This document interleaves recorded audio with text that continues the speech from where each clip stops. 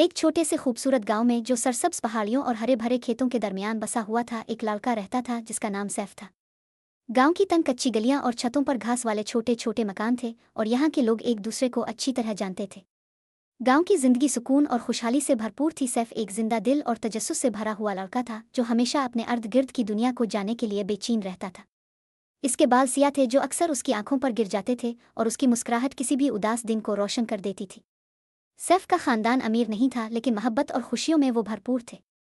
इसका वालिद एक किसान था जो सुबह से शाम तक खेतों में काम करता था, जबकि इसकी माँ घर का ख्याल रखती थी और सैफ और उसकी छोटी बहन आमना की देखभाल करती थी। सैफ को हमेशा से उन मुसाफिरों की कहानियां सुनने का शौक था जो गांव से गुजरते थे और दूर दराज इलाकों के किस्से सुनाते थे।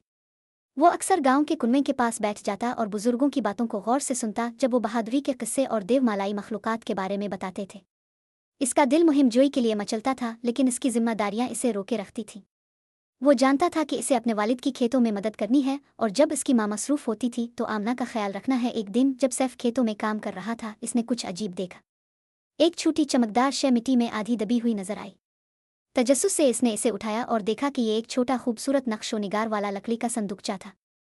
संदूकचा पुराने ज़माने का था जिस पर खूबसूरत नक्श बने हुए थे और ये धूप में हल्की सी रोशनी छोड़ रहा था। सैफ का दिल तेजी से धड़कने लगा जब इसने संदूकचा खोला और अंदर एक लिपटा हुआ कागजी नक्शा पाया। नक्शा खोलने पर सैफ ने देखा कि ये किसी खजाने तक पहुंचने का नक्शा था। नक्शे में गांव के करीब जंगल की गहराइयों में जाने का रास्ता दिखाया गया था, वो जगह जहां जाने से लोग डरते थे। सैफ को जंगल के बारे में कहानियां याद आईं कि वहां पुराने रूहें और मखलूकात रहती हैं जो वहां छुपे हुए राजों की हिफाजत करती हैं। तमाम खबरों के बावजूद सैफ का मुहिम जोई का शौक उसके खौफ पर गालिब आ गया। इसने फैसला किया कि वो इस नक्शे की पैरवी करेगा और खजाना तलाश करेगा। इस रात जब इसका खानदान सो चुका था, सैफ ने एक छोटा सा बस्ता तैयार किया जिसमें कुछ खाना, पानी की बोतल और नक्शा रखा। इसने अपने वालिदैन के लिए एक नोट छोड़ा कि वो परेशान ना हों और वो जल्द ही वापस आ जाएगा। सुबह के पहले उजाले के साथ सैफ अपनी मुहिम पर निकल पड़ा। जंगल तारीक और पुरअसरार था, जहां बुलंद और बाला दरख्त सूरज की रोशनी को रोक देते थे और घनी झाड़ियां रास्ता तलाश करने में मुश्किल पैदा करती थी। लेकिन सैफ पुरज़्म था। इसने नक्शे को गौर से देखते हुए रास्ता बनाया। जैसे जैसे वो जंगल में आगे बढ़ता गया, इसे मुख्तलिफ चैलेंजों का सामना करना पड़ा। इसे एक तेज़ बहती हुई नदी पार करनी पड़ी, एक शरीर लुमड़ी को धोखा देना पड़ा और एक कांटेदार झाड़ियों के जाल में से रास्ता निकालना पड़ा।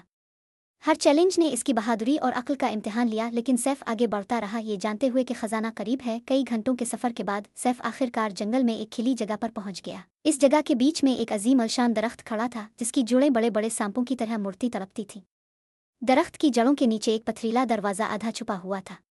सैफ का दिल जोर जोर से धड़कने लगा जब इसने समझा कि यह खजाने के छुपने की जगह का दरवाज़ा है। गहरी सांस लेते हुए सैफ ने पथरीले दरवाजे को अपनी पूरी ताकत से धकेलना शुरू किया। आहिस्ता आहिस्ता दरवाज़ा चरचराहट की आवाज़ के साथ खिल गया और अंदर एक तारीक सुरंग जाहिर हुई जो ज़मीन की गहराई में जा रही थी। सैफ ने एक लम्हे के लिए हिचकिचाया, लेकिन इसकी अज़्म ने इसे आगे बढ़ाया।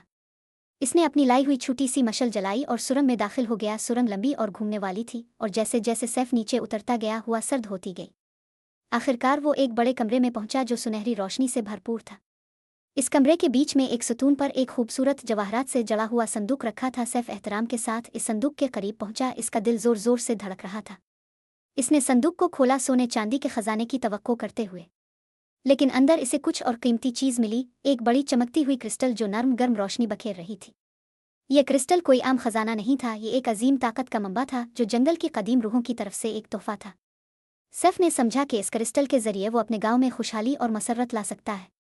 इसने एहतियात से क्रिस्टल को कपड़े में लपेटकर इसे महफूज कर लिया और सुरंग से वापस आ गया। जब सैफ गांव वापस आया तो इसे खुशी के नारे और गिले लगाने के साथ खुश आमदीद कहा गया।